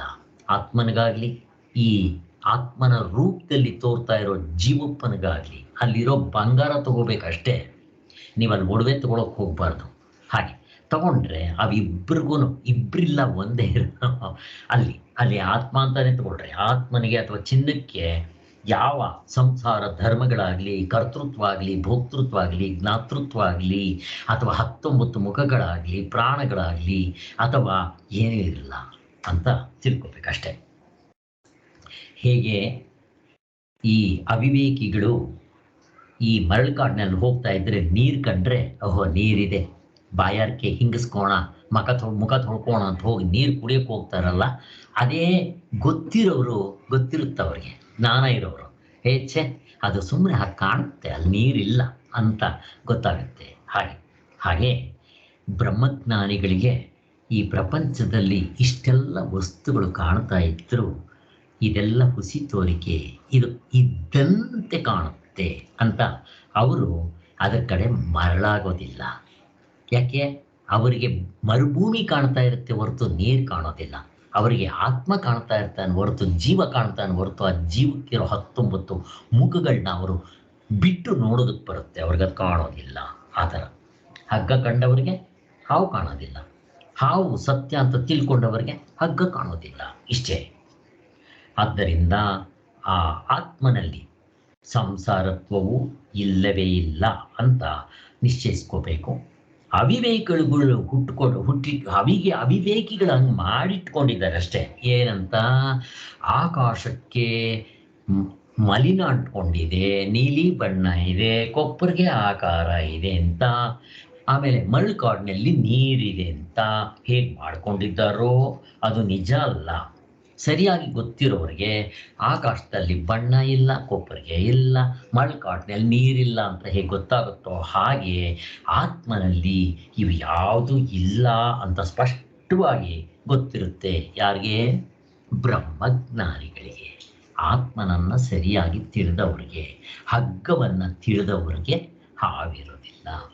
ಹಾವಿನಲ್ಲಿ ತೋರುವಂಥ ವಿಷ, ಬಾಲ, ಎಡೆ ಇರೋದಿಲ್ಲ. ಅದರಂತೆ ಆತ್ಮನಲ್ಲಿ ಸಾಮಾನ್ಯ ಜನರು ಹುಟ್ಟಿಕೊಟ್ಟಿರುವ ಕ್ಲೇಶಾದಿಗಳು ನಿಜವಾಗಿಯೂ ಅವನಲ್ಲಿ ಇರುವುದಿಲ್ಲ ಅಂತ ತಿಳಿಬೇಕು ಅಂತ ಇಷ್ಟು ಸ್ಪಷ್ಟವಾಗಿ ಮಾಡಿದ್ದಾರೆ. ಈಗ 9ನೇ ಮಂತ್ರ. ಮರಣೆ ಸಂಭ್ರಮೆ ಚೈವ ಗತ್ಯಾಗಮನಯೋರಪಿ ಸ್ಥಿತೌ ಸರ್ವಶರೀರೇಷು ಕಾಖೇನ ವಿಲಕ್ಷಣಃ. ಇಲ್ಲಿ ಈಗ ನೋಡ್ರಿ, ಈ ಪ್ರಪಂಚದಲ್ಲಿ ಜನಗಳು ಹುಡ್ತಾರೆ, ಬೆಳೀತಾರೆ, ಬದಲಾವಣೆ ಆಗ್ತಾರೆ, ದೊಡ್ಡವರಾಗ್ತಾರೆ, ವಯಸ್ಸಾಗುತ್ತೆ, ಕಾಯಿಲೆ ಕಸಾಲಗಳನ್ನು ಅನುಭವಿಸ್ತಾರೆ, ಒಂದಿನ ಸತ್ತೋಗ್ತಾರೆ, ಇಲ್ದಂಗೆ ಆಗ್ತಾರೆ. ಮತ್ತೆ ಇಲ್ಲಿ ಬರೋದು, ಇರೋದು, ಇಲ್ಲಿಂದ ಅಲ್ಲಿಗೆ ಹೋಗೋದು, ಹೀಗೆ ಎಲ್ಲ ಶರೀರಗಳಲ್ಲಿಯೂ ಜೀವನು ಆಕಾಶಕ್ಕಿಂತ ವಿಲಕ್ಷಣನಲ್ಲದೆ ಇರ್ತಾನೆ. ಹೀಗೆಲ್ಲ ಆಗ್ತಾ ಇರುತ್ತಲ್ವ. ಈಗ ಪ್ರಪಂಚದಲ್ಲಿ ಅವನು ಹುಟ್ಟೋದು, ಬದಲಾವಣೆ ಆಗೋದು, ಈ 4 ಬದಲಾವಣೆಗಳು ಹೇಳ್ತೀವಲ್ಲ, ವಯಸ್ಸಾಗೋದು, ರೋಗ ರುಜಿನಗಳು ಬರೋದು, ಮುಪ್ಪು ಬರೋದು, ಇಲ್ದ ಆಮೇಲೆ ಸಾಯೋದು, ಇಷ್ಟೊಂದು ಬದಲಾವಣೆಗಳಿರುತ್ತೆ ನೋಡಿ. ಇವು ಎಲ್ಲವೂ ಅವಿದ್ಯಾಕೃತ. ಮತ್ತು ಅವನಲ್ಲಿ ಕರ್ತೃತ್ವ, ಭೋಕ್ತೃತ್ವ, ಜ್ಞಾತೃತ್ವ, ಮತ್ತು ಅವನಲ್ಲಿ ಕಾಮಕ್ರೋಧ, ಲೋಭ, ಮೋಹ, ಮದ, ಮಾತ್ಸರ್ಯಗಳು, ಮತ್ತು ಅವನಲ್ಲಿ ಇವೆಲ್ಲ ಈ ದ್ವಂದ್ವಗಳು, ಸುಖ, ದುಃಖ, ಶೋಕ, ಮೋಹ, ರಾಗ, ದ್ವೇಷಗಳು, ನೀವೇನು ಹೇಳ್ತೀರೋ, ಈ ನೀರಡಿಕೆ, ಬಾಯಾರಿಕೆ, ಹೊಟ್ಟೆ ಹಸು, ಎಲ್ಲವೂ ಕೂಡ ತಪ್ಪು ಕಲ್ಪನೆಯಿಂದ, ರಾಂಗ್ ನಾಲೆಡ್ಜ್, ಅವಿದ್ಯಾ ದೃಷ್ಟಿ ಅಂತ ಹೇಳ್ತಾ ಇದ್ದಾರೆ. ಈ ಮಂತ್ರ ಅದನ್ನು ತೋರಿಸುತ್ತೆ. ನೋಡೋಣ ಇವಾಗ. ಆದ್ದರಿಂದ ಈ ಜೀವನ ಜನ್ಮ ಮರಣಾದಿಗಳೆಲ್ಲವೂ ಅವಿದ್ಯಾಕೃತ ಅಂತ.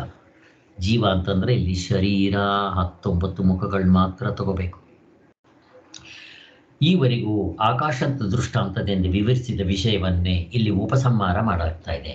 ಈಗ ಈ ಒಂದು 6-7 ಮಂತ್ರಗಳಿಂದ ಆಕಾಶ, ಘಟಾಕಾಶ ಇವೆ, ಮಹಾಕಾಶ, ಘಟಾಕಾಶ ಇವೆರಡನ್ನೇ ಕೊಡ್ತಾ ಬರ್ತಾ ಇದ್ದಾರೆ. ಇದರಿಂದ ಇವಾಗೆಲ್ಲ ನಮಗೆ ಪೂರ್ತಿ ತಿಳಿದಂಗಾಯಿತು ಅಲ್ವಾ?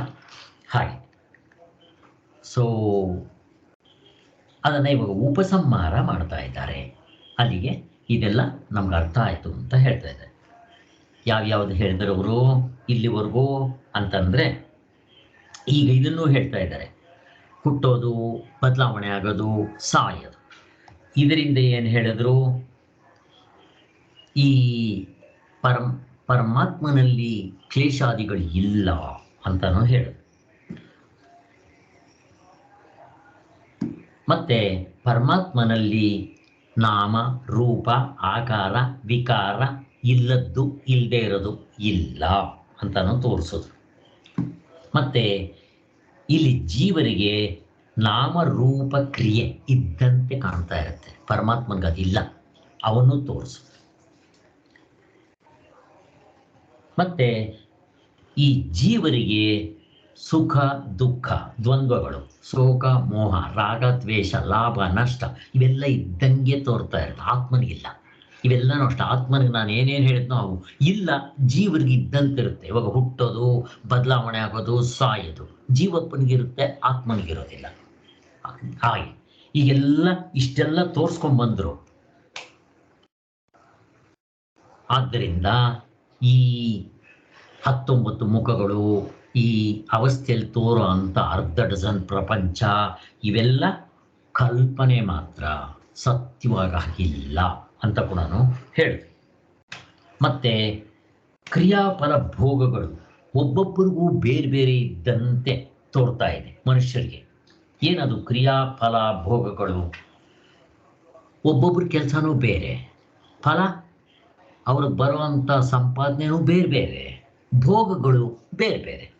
ಹಾಗೆ ಇಲ್ಲಿ ಯಾಕೆ ತರಾವರಿ ಜನಗಳಿರ್ತಾರೆ, ಹಾಗೆ ಅದು ತೋರಿಸೋದು. ಆತ್ಮನಿಗೆ ಯಾವುದೂ ಇಲ್ಲ, ಕ್ರಿಯಾಫಲ ಭೋಗಗಳು ಆತ್ಮನಲ್ಲಿಲ್ಲ ಅಂತ ತೋರಿಸೋದು. ಮತ್ತೆ ಸೃಷ್ಟಿ ಸ್ಥಿತಿ ಲಯ ಈ ಮೂರರಲ್ಲೂ ಕೂಡ ಪರಮಾತ್ಮನಲ್ಲೇ ಇರ್ತಾರೆ. ಸೃಷ್ಟಿಯಾದರೂ ಪರಮಾತ್ಮನಲ್ಲೇ ಇರಬೇಕು, ಅದು ಹಾಗೇ ನಡ್ಕೊಂಡು ಬಂದರೂ ಪರಮಾತ್ಮನಲ್ಲೇ ಇರಬೇಕು, ಮತ್ತು ಅದು ಮುಳುಗಿದ್ರೂ ಪರಮಾತ್ಮನಲ್ಲೇ ಇರಬೇಕು. ಹೀಗೆ ಒಡವೆ ಹುಟ್ಟಕ್ಕೆ ಮೊದಲು ಚಿನ್ನ ಮಾತ್ರ ಇರುತ್ತೆ. ಇವು ಒಡವೆ ಹುಟ್ಟುತ್ತಪ್ಪ ಆಚಾರಿ ಕೊಟ್ಟು ಮಾಡಿಸಿದ್ರೆ ಈಗ ಚಿನ್ನ ಅದ್ರ ಜೊತೆ ಅದು ಹುಟ್ಟಬೇಕಾದ್ರೆ ಚಿನ್ನವೇ ಕಾರಣ ಆಯಿತು. ಈಗ ಕಾರಣ ಇಲ್ಲದೆ ಅದು ಹಂಗೆ ಇರಕ್ಕೆ ಬರೋಲ್ಲ, ಅದ್ರ ಜೊತೆನಲ್ಲಿ ಅದು ಇರಲೇಬೇಕು. ಇಲ್ಲಿಂದ ಇಲ್ಲಿಗೆ ಚಿನ್ನ, ಇಲ್ಲಿಂದ ಇಲ್ಲಿಗೆ ಒಡವೆ ತೋರ್ಸಕ್ಕೆ ಬರೋಲ್ಲ. ಚಿನ್ನವನ್ನೇ ಒಡವೆ ಅಂತ ಇದ್ದೀವಿ, ಒಡವೆಯನ್ನೇ ಚಿನ್ನ ಅಂತ ಇದ್ದೀವಿ. ಹಾಗೆ ಈಗ ನೀವು ಕರಗಿಸ್ಬಿಟ್ರಿ, ಒಡವೆ ಇಲ್ಲ, ಬಟ್ ಚಿನ್ನ ಇದ್ದೇ ಇದೆ. ಆದ್ದರಿಂದ ಹುಟ್ಟಿದ್ದು ಸೃಷ್ಟಿ ಸ್ಥಿತಿ ಲಯ ಎಲ್ಲವೂ ಕೂಡ ಆತ್ಮನಲ್ಲೇ ಆಗ್ತಾ ಇರುತ್ತೆ ಅಂತನೂ ತೋರಿಸಿದ್ರು. ಇವಾಗ ಅದನ್ನು ಉಪಸಂಹಾರ ಮಾಡ್ತಾ ಇದ್ದಾರೆ, ಅದಕ್ಕೆ ನಾನೆಲ್ಲ ಹೇಳ್ತಾ ಇದ್ದೀನಿ. ಇನ್ನು ಜಗತ್ತಿನ ಜನ್ಮಾದಿಗಳು, ಈ ಜಗತ್ತಿನಲ್ಲಿ ಇಷ್ಟೊಂದು ಜನ ಹುಟ್ಟದಂಗೆ, ನಾವು ಹುಟ್ಟದಂಗೆ, ಆಧ್ಯಾತ್ಮಿಕ, ಆದಿಭೌತಿಕ, ಆದಿದೈವಿಕ, ಕಾಲ ದೇಶ ಕಾರ್ಯಕಾರಣ ಭಾವಗಳು ಹುಟ್ಟದಂತೆ ಕಾಣ್ತಾ ಇರುತ್ತೆ. ಹುಟ್ಟಿದೆ, ಬೆಳವಣಿಗೆ ಆಗ್ತಾ ಇದೆ, ಬದಲಾವಣೆಗಳಾಗ್ತಾ ಇದೆ, ಒಂದಿನ ಇಲ್ದಂಗಾಗತ್ತೆ. ಇವೆಲ್ಲನೂ ಅವಿದ್ಯಾ ಕಲ್ಪನೆ, ನಿಜವಾಗ್ಲೂ ಆಗಿಲ್ಲ ಅಂತ ತೋರಿಸಿದ್ರು. ಇನ್ನು ಜನ್ಮ ಅನ್ನೋದು ಕೂಡ ಹುಟ್ಟುತ್ತೆ ಅಂತ ಹೇಳೋದು ಕೂಡ ಅವಿದ್ಯಾ ದೃಷ್ಟಿಯೇ, ಯಾವುದು ಹುಟ್ಟಿಲ್ಲ.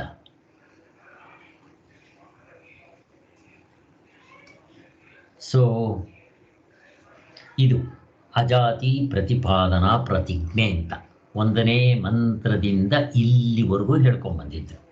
ಸೊ ಇವೆಲ್ಲ ಕೊನೆ ಆಯಿತು ಅಂತ ಹೇಳ್ತಾರೆ. ಅಜಾತಿ ಅಂತಂದರೆ ಆತ್ಮನಿಗೆ ಕುಲ, ಗೋತ್ರ, ಜಾತಿ, ಗಂಡಸು, ಹೆಂಗಸು, ಹುಟ್ಟುತ್ತಾನೆ, ಸಾಯ್ತಾನೆ, ವಿಕಾರವಾಗ್ತಾನೆ, ಬದಲಾವಣೆ ಆಗ್ತಾನೆ, ಇಲ್ದಂಗೆ ಆಗ್ತಾನೆ, ಎಂಥದ್ದು ಇಲ್ಲ ಅಂತ ಹೇಳಿ ಈ ಎಲ್ಲದಕ್ಕೂ ನಮಗೆ ಸಾರ್ವತ್ರಿಕ ಪೂರ್ಣ ಅನುಭವದಿಂದ ತೋರಿಸಿ, ಮತ್ತು ಕನಸಿನಲ್ಲೂ ಕೂಡ ಇಲ್ಲಿ ಅಲ್ಲೂ ಇದೇ ಥರನೇ ಆಗಿರುತ್ತೆ. ನಾವು ಅದನ್ನು ಸತ್ಯ ಅನ್ಕೊತೀವಿ, ಎದ್ದಿದ ತಕ್ಷಣ ಅಯ್ಯಯ್ಯೋ ಎಲ್ಲ ಸುಳ್ಳು ಅಂತ ಹೊಡೆದಾಗ್ತೀವಲ್ಲ, ಹಾಗೆ ಈ ಕನಸಿನಲ್ಲೂ ನೋಡಿಕೊಂಡು ಇದನ್ನೆಲ್ಲ ಮಾಡ್ಕೋಬಹುದು.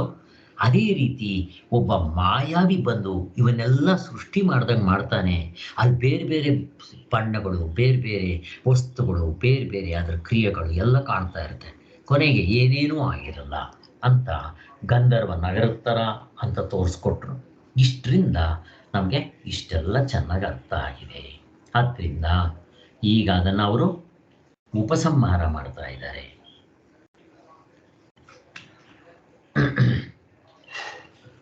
ಸೊ ಇವನ್ನೆಲ್ಲ ಉಪಸಂಹಾರ ಮಾಡಿದ್ದಾರೆ. ಘಟಾಕಾಶವು, ಗಡಿಗೆಯು ನಾಶವಾದರೆ ನಾಶವಾಗುವುದಿಲ್ಲ, ಅದು ಹುಟ್ಟಿದಾಗ ಆಕಾಶವು ಹುಟ್ಟುವುದಿಲ್ಲ.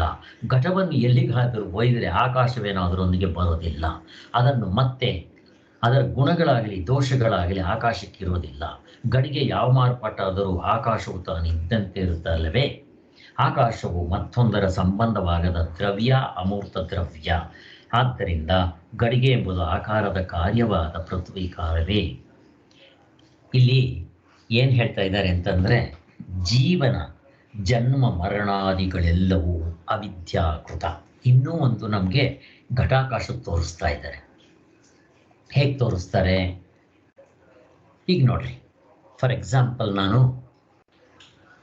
ಮೇಲಿಂದು ಮಹಾಕಾಶ, ಈಗ ನಾನೊಂದು ಕುಂಡ ತಯಾರು ಮಾಡಿದೆ, ಕುಂಡ ಎತ್ಕೊಂಡ್ಬಂದೆ, ಕೊಂಡ್ಕೊಂಡ್ಬಂದೆ ಅಂತ ಇಟ್ಕೊಳ್ರಿ. ಅವನು ಮಾಡಿರ್ತಾನೆ ಮಣ್ಣಿಂದಲೇ. ನಾನು ತಂದಿದ ತಕ್ಷಣ ಈ ಮಡಕೆ ಒಳಗಡೆ ನೀರು ಹಾಕಿದೆ ಅಂತ ಇಟ್ಕೊಳ್ರಿ. ಆಗ ಆ ನೀರು ನೋಡಿದ್ರೆ ಮೇಲ್ಗಡೆ ಮಹಾಕಾಶ ಇದರಲ್ಲಿ ಕಾಣಿಸುತ್ತೆ. ಇದಕ್ಕೇನು ಆಕಾಶ ಕರಿತೀನಿ ನಾನು? ಘಟಾಕಾಶ ಅಂತ ಕರಿತೀನಿ ಅಷ್ಟೇ. ಯಾಕೆ? ಘಟದಲ್ಲಿ ಕಾಣಿಸ್ತಾ ಇದೆ ಘಟಾಕಾಶ ಅಂತ ಅಷ್ಟೇ, ಇನ್ನೇನಿಲ್ಲ. ಅದು ಮೇಲ್ಗಡೆ ಇರೋದು ಮಹಾಕಾಶ, ಇದು ಘಟಾಕಾಶ. ಹಾಗೆ ಈಗ ಆ ಮಡಕೆ ನಾನು ತಗೊಂಬಂದು ನೀರು ಹಾಕಿ ನೋಡಿದ ತಕ್ಷಣ ಆಕಾಶ ಅದರಲ್ಲಿ ಕಂಡಿದ ತಕ್ಷಣ ಆಕಾಶ ಹುಟ್ಟಿತು ಅಂತೀರಪ್ಪ? ಯಾರೂ ಹೇಳಲ್ಲ. ಈಗ ಆಕಾಶ ಹುಟ್ಟಿತು ಅಂತ ಹೇಳ್ತೀನಿ. ಈಗೇನು ಮಾಡ್ತೀನಿ? ಆಕಾಶನ ಒಂದು ಸ್ವಲ್ಪ ದಿವಸ ಅಲ್ಲೇ ಬಿಟ್ಬಿಡ್ತೀನಿ, ಆ ಮಡಕೆ ಅಲ್ಲೇ ಬಿಟ್ಬಿಡ್ತೀನಿ. ಆಕಾಶ ಅಲ್ಲೇ ಇದೆ. ಯಾವ ಆಕಾಶ? ಘಟಾಕಾಶ ಹಾಗೇ ಇದೆ ಅಂತ ಹೇಳ್ತೀನಿ. ಈಗ ಆ ಘಟಾಕಾಶವನ್ನು ನಾನು ಇಲ್ಲಿಂದ ಅಲ್ಲಿಗೆ ಎತ್ಕೊಂಡು ಹೋಗ್ತೀನಿ. ಅವಾಗ ಏನಂತೀನಿ, ನೋಡು ಆಕಾಶ ಈ ಮಡಕೆ ಜೊತೆಯಲ್ಲೇ ಬರ್ತಾ ಇದೆ ಹೇಳ್ತೀರಾ ಸ್ವಾಮಿ? ಆ ಮೇಲ್ಗಡೆ ಇರೋ ಆಕಾಶ ಈ ಮಡಕೆ ಜೊತೆಯಲ್ಲಿ ಬರ್ತಾ ಇದೆಯಾ? ಬರೋದಿಲ್ಲ. ನಾನಿವಾಗ ಈ ಮಡಕೆ ತೊಗೊಂಡೋಗಿ ನಾನು ಅಮೇರಿಕಾಗೆ ಹಂಗೆ ಹೋಗ್ತೀನಿ ನೀರು ಸಮೇತ. ಈ ಆಕಾಶ ಮೇಲ್ಗಡೆ ಇರೋ ಆಕಾಶ ನಾನು ಮಡಕೆ ತೊಗೊಂಡೋದ್ರೆ ಅದರ ಜೊತೆಲಿ ಅಮೇರಿಕಾಗೆ ಬಂದಂಗಾಗುತ್ತಾ? ಹಾಗೆ ಹೀಗೆಲ್ಲ ಮಾಡ್ಕೋಬೇಕು. ಈಗೇನಾಯಿತು, ಈಗ ಆ ಆಕಾಶದಲ್ಲಿ ಆ ಮಡಕೆ ಒಳಗಡೆ ನಾನು ಈ ಹೊಗೆ ಹಾಕ್ತೀನಿ, ಮತ್ತು ದುರ್ವಾಸನೆ ಏನಾದರೂ ಒಂದು ಹಾಕ್ತೀನಿ. ಅವಾಗ ಏನಂತೀವಿ, ಈ ಈ ಘಟಾಕಾಶ ಅಂತಿದೆಯಲ್ಲ ಹೊಗೆಯಾಗಿದೆ, ಧೂಳಾಗಿದೆ, ಧೂಳು ಹಾಕ್ತೀನಿ, ಹೊಗೆ ಹಾಕ್ತೀನಿ. ಆಗುತ್ತಾ? ಆ ಮಹಾಕಾಶಕ್ಕೆ ಏನಾದರೂ ಆಗುತ್ತಾ ಸ್ವಾಮಿ? ಆ ಮಹಾಕಾಶಕ್ಕೆ ಏನಾದರೂ ನೀವು ಹಾಕಿರೋ ಇದರೆಲ್ಲ ಹಾಕಿರೋ ಧೂಳು ಅದಕ್ಕಾಗುತ್ತಾ? ಆಗೋದಿಲ್ಲ. ಹಾಗೆಯೇ ಪರಮಾತ್ಮನು ಹಾಗಿರ್ತಾನೆ. ಅವನು ನಿತ್ಯ ಶುದ್ಧ ಬುದ್ಧ ಮುಕ್ತ ಸ್ವರೂಪನ. ಇಲ್ಲಿ ಶರೀರಾದಿಗಳ ರೂಪದಲ್ಲಿ ತೋರ್ತಾ ಇದ್ದಾನೆ. ಚಿನ್ನವೇ ಒಡವೆಗಳ ಆಕಾರದ ರೂಪದಲ್ಲಿ ತೋರ್ತಾ ಇದೆ. ಆದ್ದರಿಂದ ಈಗ ನೀವು ಹೇಳೋ ಒಡವೆಗೆ ಸರ ಅಂತನ್ರಿ, ಚಿನ್ನಕ್ಕೆ ಏನಾದರೂ ಸರ ಅಂತ ಬರುತ್ತಾ? ಈ ಸರ ಸುಂದರವಾಗಿದೆ ಅಂತ ಹೇಳಿ ಅದಕ್ಕೆ ಪ್ರೈಸ್ ಕೊಡ್ತಾರೆ ಅಂತ ಇಟ್ಕೊಳ್ರಿ. ಚಿನ್ನಕ್ಕೆ ಏನಾದರೂ ಹೊಗಳ್ದಂಗೆ ಆಗುತ್ತಾ? ಚಿನ್ನ ಏನಾದರೂ ಕುಗ್ಗೋಗುತ್ತಾ? ಎಂಥದ್ದು ಆಗಲ್ಲ, ಸುಮ್ಮನೆ ಹಾಗೇ ಇರುತ್ತೆ. ಹಾಗೇ ಈ ಪ್ರಪಂಚದಲ್ಲಿ ಈ ಮಡಕೆ ಗಿಡ ಹೆಚ್ಚು ಕಡಿಮೆ ಆದರೆ, ಈ ಘಟಾಕಾಶಕ್ಕೆ ಹೆಚ್ಚು ಕಡಿಮೆ ಆದರೆ, ಮೇಲ್ಗಡೆ ಇರೋ ಮಹಾಕಾಶಕ್ಕೂ ಏನಾದರೂ ಹೆಚ್ಚು ಕಡಿಮೆ ಆಗುತ್ತಾ? ಆಗೋದಿಲ್ಲ. ಈಗ ಆ ಕುಂಡದಲ್ಲಿ ನಾನು ಗಂಧದ ಇದು ಹಾಕ್ತೀನಿ. ಆವಾಗ ಏನಾಗುತ್ತೆ, ಆ ಗಂಧದ್ದು ಹಾಕಿದ ತಕ್ಷಣ ಒಳ್ಳೆ ಸ್ಮೆಲ್ ಬರೋಕ್ಕೆ ಶುರುವಾಗುತ್ತೆ. ಸಾಂಬ್ರಾಣಿ ಕಡ್ಡಿ ಹಚ್ತೀನಿ, ಒಳ್ಳೆ ಸುವಾಸನೆ ಬರೋಕ್ಕೆ ಶುರುವಾಗುತ್ತೆ. ಈಗ ನಾವು ಯಾರಾದರೂ ಹೇಳ್ತೀವ ಸ್ವಾಮಿ ಹಾಗೆ? ಈಗ ಆ ಕುಂಡ ಮಹಾಕಾಶ ತುಂಬ ಸುವಾಸನೆಯಾಗಿದೆ ಹೇಳ್ತೀವ? ಹೇಳೋದಿಲ್ಲ. ಮತ್ತು ಈಗೇನಾಗುತ್ತೆ, ಈ ಮಡಕೆನ ನಾನು ಹೊಡೆದಾಕ್ಬಿಡ್ತೀನಿ. ಏನು ಹೇಳಬೇಕವಾಗ? ಮೇಲಿನ ಆಕಾಶ ಸತ್ತೋಯ್ತು, ಹೊಡೆದೋಯ್ತು ಹೇಳ್ತೀರಾ? ಹೇಳಕ್ಕೆ ಆಗೋದಿಲ್ಲ. ಹೀಗೆ ಮೇಲ್ಗಡೆ ಇರೋ ಆಕಾಶ ಇದರಲ್ಲಿ ಅದರ ಪ್ರತಿಬಿಂಬ ಕಾಣ್ತಾ ಇದೆ ಅಷ್ಟೇ ಹೊರತು ಅದು ಹೇಗಿದೆಯೋ ಹಾಗೆ ತೋರುತ್ತೆ. ತೋರಿದ ತಕ್ಷಣ ಇದರ ಗುಣಗಳು ಯಾವುದೂ ಅದಕ್ಕೆ ಮೆತ್ಕೊಳ್ಳಲ್ಲ. ಹಾಗೆ ಇಲ್ಲಿ ನಾನು ಮಹಾಕಾಶ ಅನ್ನೋದಕ್ಕೆ ಆತ್ಮನಿಗೆ ಹೋಲಿಸ್ತಾ ಇದ್ದೀನಿ. ಈ ಘಟಾಕಾಶ ಅನ್ನೋದನ್ನು ಈ ಶರೀರಾದಿಗಳಿಗೆ ಹೋಲಿಸ್ತಾ ಇದ್ದೆ. ನಮ್ಮ ಶರೀರನೇ ತಗೊಳ್ರಿ, ಮಿಕ್ಕಿರೋದೆಲ್ಲ ಬಿಟ್ಬಿಡ್ರಿ. ಈ ಶರೀರ ನಾನು ಹುಟ್ಟಿದ್ರೆ ಆತ್ಮ ಹುಟ್ಟದ ಹೇಳ್ತೀರಾ? ಕುಂಡ ಹುಟ್ಟಿದ ತಕ್ಷಣ ಆಕಾಶ ಹುಟ್ಟಿತು ಅಂತ ಹೇಳ್ತೀರಾ? ಹೇಳೋದಿಲ್ಲ. ಮತ್ತು ಇದು ಈ ಕಡೆಯಿಂದ ಆ ಕಡೆಗೆ ಹೋದರೆ ಆಕಾಶ ಚಲಿಸ್ತಾ ಇದೆ ಹೇಳ್ತೀರಾ? ಇದರಲ್ಲಿ ಹೊಗೆ ಮತ್ತು ಧೂಳು ಹಾಕಿದ್ರೆ ಆಕಾಶ ಧೂಳಾಗಿದೆ, ಹೊಳಗೆ ಆಗಿದೆ ಹೇಳ್ತೀರಾ? ಹೇಳೋಲ್ಲ. ಇದರಲ್ಲಿ ಗಂಧ ಹಾಕಿ ಸಾಂಬ್ರಾಣಿ ಕಡ್ಡಿ ಹಚ್ಚಿದ್ರೆ ಆ ಸುವಾಸನೆ ಬಂದಿರೋದರಿಂದ ಆಕಾಶಕ್ಕೆ ಬಂತು ಅಂತ ಅಂತೀರಾ? ಅನ್ನೋದಿಲ್ಲ. ಈಗ ಗಡಿಗೆನ ಹೊಡೆದಾಕ್ಬಿಟ್ರೆ ಆಕಾಶ ಸತ್ತು, ಗಡಿಗೆ ಚೂರಾಗೋಯ್ತು, ಆಕಾಶ ಚೂರಾಗೋಯ್ತು, ಸತ್ತೋಯ್ತು ಅಂತ ಅಂತೀರಾ? ಅನ್ನಲ್ಲ. ಹಾಗೆ ಈ ಶರೀರಾದಿಗಳು, ಈ ಶರೀರ ಇದನ್ನೇ ಇಟ್ಕೊಳ್ರಿ, ಮಿಕ್ಕಿರದೆಲ್ಲ ಬಿಟ್ಬಿಡಿ, ಮಿಕ್ಕಿರದೆಲ್ಲ ಹಾಗೆ. ಈ ಶರೀರ ಹುಟ್ಟಿದ್ರೆ ಆತ್ಮ ಹುಟ್ಟದ ಅಲ್ಲ. ಈ ಶರೀರ ಇಲ್ಲಿಂದ ಅಲ್ಲಿ ಹೋದರೆ ಆತ್ಮ ಚಲಿಸ್ತಾ ಇದ್ದಾನೆ ಅಲ್ಲ. ಈ ಶರೀರದಲ್ಲಿ ಬದಲಾವಣೆಗಳಾಗತ್ತೆ, ಆತ್ಮನಲ್ಲಿ ಬದಲಾವಣೆ ಆಗುತ್ತೆ ಅಲ್ಲ. ಈಗ ನಾನು ಇಲ್ಲಿಂದ ಅಮೇರಿಕಾಗೆ ಹೋಗ್ತೀನಿ, ಆತ್ಮನೂ ಕೂಡ ನನ್ನ ಜೊತೆನೆಲ್ಲ ಅಮೇರಿಕಾಗೆ ಬರ್ತಾನೆ ಹೇಳ್ತೀರಾ? ಅಲ್ಲಿ ಅಮೇರಿಕಾದಲ್ಲಿ ಆತ್ಮ ಇಲ್ವಾ? ಆತ್ಮನ ಬಿಟ್ಬಿಡ್ರಿ. ಆತ್ಮ ನಾವು ಕಂಡುಕೊಂಡಿಲ್ಲದೆ ಇದ್ದ ಕಷ್ಟ ಆಗ್ಬೋದು. ಆಕಾಶನ ಇಲ್ಲಿಂದ ಎತ್ಕೊಂಡು ಹೋಗ್ಬೇಕಾ ಸ್ವಾಮಿ? ಹೋಗ್ಲಿ, ಗಾಳಿ ಎತ್ಕೊಂಡು ಹೋಗ್ಬೇಕಾ ಸ್ವಾಮಿ? ನಾನು ಅಮೇರಿಕಾಗೆ ಹೋಗ್ತಾ ಇದ್ದೀನಿ ತಾಳಪ್ಪು, ಅಲ್ಲಿರೋದಿಲ್ಲ, ಗಾಳಿ ಎತ್ಕೊಂಡು ಹೋಗ್ತೀನಿ, ನೀರು ಎತ್ಕೊಂಡು ಹೋಗ್ತೀನಿ, ಭೂಮಿ ಎತ್ಕೊಂಡು ಹೋಗ್ತೀನಿ. ಎತ್ಕೊಂಡು ಹೋಗ್ರಿ ಯಾರಾದರೂ. ಇಲ್ಲಿರೋ ಭೂಮಿನೇ ಅಲ್ಲೂ ಇರೋದು, ಇಲ್ಲಿರೋ ಜಲವೇ ಅಲ್ಲಿ ಇರೋದು, ಇಲ್ಲಿರೋ ಅಗ್ನಿಯೇ ಅಲ್ಲಿ ಇರೋದು. ಈ ಪಂಚಭೂತಗಳೇ ಎಲ್ಲ ಕಡೆ ಇದ್ದ ಮೇಲೆ ಇನ್ನು ನಾನು ಎತ್ಕೊಂಡು ಹೋಗ್ಬೇಕು ಮತ್ತು ಅಲ್ಲಿಂದ ಇಲ್ಲಿ ಬಂದು ಹೊಂದುತ್ತ ಸ್ವಾಮಿ, ಹೊಂದೋದಿಲ್ಲ ಅಂತ ಹೇಳ್ತಾ ಇದ್ದಾರೆ. ಅಂದರೆ ನಾವು ತಿಳ್ಕೋಬೇಕಾಗಿರೋದು ಏನು ಅಂತಂದರೆ, ಈ ಘಟಾಕಾಶ ಹುಟ್ಟಿದ್ರೆ ಹುಟ್ಟುದು ಅಂತ, ಅದು ತಗೊಂಡೋದ್ರೆ ಆಕಾಶವಾದ್ರ ಜೊತೆಲಿ ಬಂತೀವೆಲ್ಲ ಏನು ತಪ್ಪು ಕಲ್ಪನೆಗಳು, ಹಾಗೇನು ಇಟ್ಕೋಬೇಡಿ ಅಂತ ಹೇಳ್ತಾ ಇದ್ದಾರೆ. ಅದರ ಗುಣಗಳಾಗಲಿ ದೋಷಗಳಾಗಲಿ ಆಕಾಶಕ್ಕೆ ಒಂದಿಷ್ಟು ಅಂಟೋದಿಲ್ಲ. ಇದು ಇಲ್ಲಿ ಇಟ್ಕೊಂಡಿದ್ದ ತಕ್ಷಣ ಆಕಾಶ ಹುಟ್ಟಿತು, ಹೊಡೆದೋದ್ರೆ ಸತ್ತೋಯ್ತು, ಎತ್ಕೊಂಡು ಹೋದ್ರೆ ಆಕಾಶ ಅದ್ರ ಜೊತೆಲಿ ಬರ್ತಾ ಇದೆ, ತಿರ್ಗಾ ಎತ್ಕೊಂಡ್ಬಂದ್ರೆ ವಾಪಸ್ ಬಂತು. ಮತ್ತು ಇದರಲ್ಲಿ ಗಂಧ ಹಾಕಿದ್ರೆ ಗಂಧದ ವಾಸನೆ, ಗೊಬ್ಬು ಹಾಕಿದ್ರೆ ಗೊಬ್ಬು ವಾಸನೆ, ಯಾವುದು ಆ ಮೇಲ್ಗಡೆ ಆಕಾಶಕ್ಕೆ ಅಂಟೋದಿಲ್ಲ. ಗಡಿಗೆ ಯಾವ ಮಾರ್ಪಾಡು ಆದರೂ ಕೂಡ ಆಕಾಶಕ್ಕೆ ಒಂದಿಷ್ಟು ಅಂಟೋದಿಲ್ಲ. ಆಕಾಶ ಮಾತ್ರ ತಾನು ಇದ್ದಂತೆ ಇರುತ್ತೆ. ಅದಕ್ಕೆ ನಿತ್ಯ ಶುದ್ಧ ಬುದ್ಧ ಮುಕ್ತ ಸ್ವರೂಪನು ಅಂತ ಹೇಳೋದು ಅಲ್ವಾ. ಆಕಾಶವು ಮತ್ತೊಂದರ ಸಂಬಂಧವಾದ ದ್ರವ್ಯ, ಅಮೂರ್ತ ದ್ರವ್ಯ. ಆದ್ದರಿಂದಲೂ ನಿಜವಾಗಿ ನೋಡಿದರೆ ಗಡಿಗೆ ಎಂಬುದು ಆಕಾಶದ ಕಾರ್ಯವಾದ ಪೃಥ್ವಿಯ ಆಕಾರವೇ. ಯಾವ ಧರ್ಮವೂ ಆಕಾಶಕ್ಕೆ ಸೋಂಕುವ ಹಾಗಿಲ್ಲ. ಈ ಆಕಾಶಕ್ಕೆ ಇಲ್ಲಿ ಈ ಮಡಕೆ ಕುಡಿಕೆ ಏನಾದರೂ ಕೂಡ ಅದಕ್ಕೆ ಸೋಕೋದಿಲ್ಲ. ಈ ನಾಮರೂಪಗಳು ನೀವು ಇಲ್ಲೇನು ಬೇಕಾದರೂ ಹೇಳ್ಕೊಳ್ರಿ, ಆಕಾರ ಹೇಳ್ರಿ, ಏನು ಹೇಳಿದ್ರು ಅದು ಮಾತ್ರ ಹಾಗೇ ಇರುತ್ತೆ. ಹಾಗೆ ನಮ್ಮ ಆತ್ಮನಿಗೆ ಇದು ಯಾವುದೂ ಇಲ್ಲ, ಇದರ ಅಂಟಿಲ್ಲ. ಇಲ್ಲಿ ವೀರಪ್ಪ ಪಾಪ ಮಾಡಲಿ, ಈ ಪಾಪ ಆತ್ಮನಿಗೆ ಅಂಟೋದಿಲ್ಲ. ರಾಮಕೃಷ್ಣ ಪರಮಹಂಸರು ಪುಣ್ಯ ಮಾಡಲಿ, ಇದರ ಪಾಪ ಆತ್ಮನಿಗೆ ಅಂಟೋದಿಲ್ಲ. ಸೊ ಇದರ ಪುಣ್ಯ ಆತ್ಮನಿಗೆ ಅಂಟೋದಿಲ್ಲ. ಹಾಗೆ ಯಾವುದೂ ಕೂಡ ಇದು ವ್ಯವಹಾರದಲ್ಲಿಲ್ಲಿ. ನಾವು ನಿದ್ದೆಗೆ ಹೋಗಿದ ತಕ್ಷಣ ನೋಡ್ರಿ ಅಲ್ಲೇ ಗೊತ್ತಾಗ್ಬಿಡುತ್ತೆ ಅಂತ ಹೇಳ್ತಾರೆ. ಇದರಂತೆ ಶರೀರೇಂದ್ರಿಯ ಸಂಗಾತದ ಧರ್ಮಗಳು ಯಾವುವೂ ಆತ್ಮನಿಗೆ ಸೋಂಕೋದಿಲ್ಲ ಅಲ್ವಾ. ಹೀಗೆ ಈ ಮಡಿಕೆ ಕುಡಿಕೆ ಶಾವ ತಟ್ಟೆ ಅದರಲ್ಲಿ ತೋರೋ ಅಂಥ ಈ ಮಡಿಕೆ ಆಕಾಶ, ಘಟಾಕಾಶ, ಕುಡಿಕೆ ಆಕಾಶ, ಲೋಟ ಆಕಾಶ, ಇವು ಯಾವುದೂ ಕೂಡ ಮಹಾಕಾಶಕ್ಕೆ ಏನಂಟು ಆಗಲ್ವೋ ಹಾಗೆ ಈ ಶರೀರಾದಿಗಳಲ್ಲಿ ಆಗೋ ಈ ಬದಲಾವಣೆಗಳು ಆತ್ಮನಿಗೆ ಅಂಟೋದು ಇಲ್ಲ, ಅದಕ್ಕೆ ಅಡ್ರೆಸ್ಸೂ ಇಲ್ಲ ಅಂತ ಹೇಳ್ತಾರೆ. ಇಲ್ಲಿಗೆ 10 ಮಂತ್ರಗಳು ಮುಗಿದಿದೆ. ನಾಳೆ ನೋಡೋಣ. 9 ಮುಗಿದಿದೆ. ನಾಳೆ ಬೇರೆ. ಓಂ ಶಾಂತಿ ಶಾಂತಿ ಶಾಂತಿ. ಜೈ ಗುರುದೇವ್, ಜೈ ಶ್ರೀ.